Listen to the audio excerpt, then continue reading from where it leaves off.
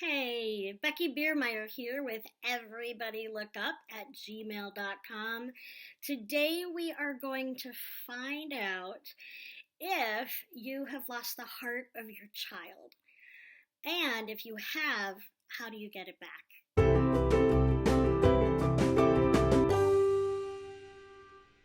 I want to start off with saying I am not a parent. I know that there's a whole nother ball game out there that I don't know about. So I'm not pretending to be a perfect parent, not at all. My experience is I've been mentoring girls since 1998. I've been teaching for over 22 years.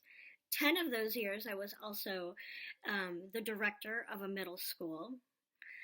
And so I've had a lot of experience with kids, a lot of hard conversations, some at 3 in the morning with my kiddos. And one thing that's a common theme is their heart. And you know what? I don't know if there's anyone who gives their heart to people so freely as much as a child. And the expectations that they have when they give their heart away to people are huge.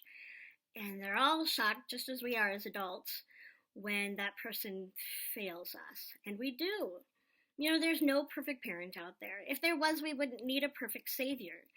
And so there's no judgment coming from me. I don't expect you to be a perfect parent. Lord knows if I was a parent, I wouldn't be a perfect parent. But imperfect parents do end up being one of the main causes why people come to Christ, because they're looking for Abba Father who will love them unconditionally and who will keep their heart safe. And I know your goal is to keep your child's heart safe and to keep their heart. One thing that I have found is that somewhere between ages 10 and 14, kids can stop giving their heart to their parents, stop sharing. And there are two consistent reasons why. Why do kids, especially teenagers, stop giving their heart to their parents, stop sharing? One is judgment. Because as adults, we want them to make all the right choices, and they're just not always going to do that. They don't have the life experience of consequences like we do. Not that we all choose right all the time. But when they come to you with a problem, or you discover a problem or a sin pattern, shaming them is so huge in the reason why they stop talking, why they pull their heart away from you. I hear from girls especially, because that's usually who I'm mentoring, but boys too. Once they feel like you're judging them and shaming them, they're out. And that doesn't mean you shouldn't discipline them. Of course you should. I was in the Word this morning, and it kept talking about, when we discipline the heart of a child, when they're old, they won't depart from it, and so on. And here's the thing, there's a difference between discipline, which is good, and punishment, which is shame-based. A punishment is a harsh consequence that doesn't allow for reconciliation between the two of you. It's just a fast and harsh, no lesson learned, just bam, And that crushes the heart of a child. And they forgive, and they forgive, and they forgive, and they forgive. And they're constantly trying to figure out how to please us as adults.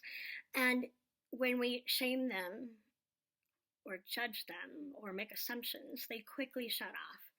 And if you put a pattern of that in their lives, you'll lose their heart. And I don't want you to do that. I want you to be able to regain their heart if you've lost it. The second reason, and here's a tough one, especially for moms, is that kids will stop talking, teenagers for sure, when you break confidence. They know that you need to talk to your spouse about tough stuff. So it's not necessarily even moms and dads sharing together. Here's the problem. When you pick up the phone and you call your best friend, and say, you're not going to believe what Courtney did. Or, oh, you've got to pray for Justin. Those kinds of things. And then they overhear you, or they find out, through another source that you shared, what they shared with you. Whew. That's a tough one. And I remember feeling that way at times about my parents when I was growing up, and on both accounts. And luckily, God did a great job of getting me through those teen years, rather getting them through my teen years. So, anyway, I think it really does come down to, if they share something privately, you keep it private. Unless there's a problem and you need advice from a pastor or a family counselor, that's different, of course. And there are a few, your very best, closest friends that you can process with.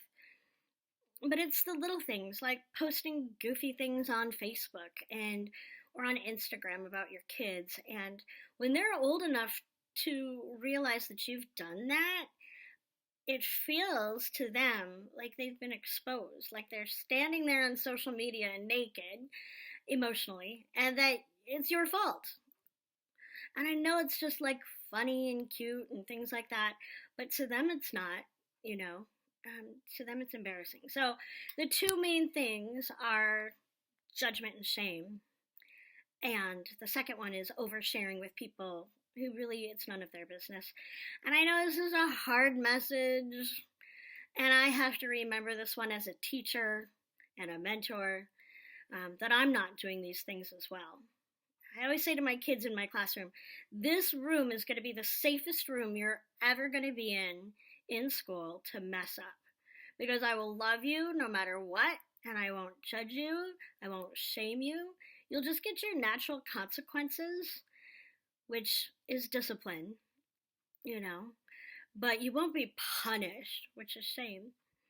Anyway, so let's say you have lost the heart of your child. How do you get it back? How do you heal that relationship? Because you know what? That kid wants it just as bad as you do. Just as bad as you do, maybe even more. They only get one set of parents. So, if you want to know what it takes to regain the heart of your child, or your teenager, or your adult child, I would love to give you information about that. Would you email me at everybodylookup@gmail.com, and I'll go ahead and send you what I have heard from kids, what I've discovered in the Word, and through mentoring and teaching what I've learned as well. How do you regain their heart? I want to share that with you. Email me at everybodylookup@gmail.com. And Becky Biermeyer here. So thankful you joined me today. Have a good one.